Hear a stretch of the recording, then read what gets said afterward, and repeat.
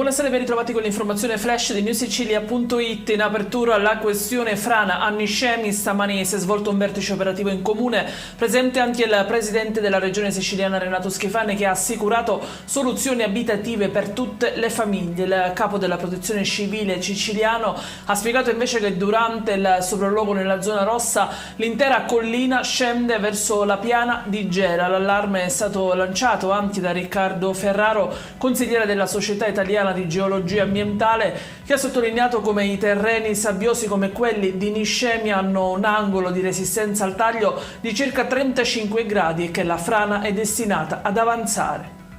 Cambiamo argomento, ci spostiamo a Catania con una novità per i catanesi in merito alla festa di Sant'Agata. Dobbiamo essere come i devoti che tirano il cordone insieme. Con queste parole il sindaco trantino ha affidato ai social un messaggio di incoraggiamento rivolto alla città. Ogni 3 febbraio nel Salone Bellini del municipio si svolge un grande ricevimento per celebrare la patrona di Catania. Quest'anno si è deciso di farlo all'aperto senza ospitare nessuno, ha spiegato il primo cittadino.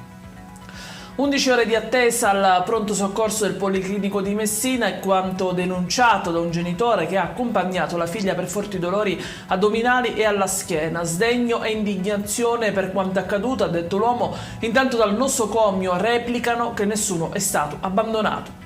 In chiusura il meteo, per domani mattina sono attese le prime piogge, miglioramento nel pomeriggio anche se in serata torneranno i rovesci e il forte vento.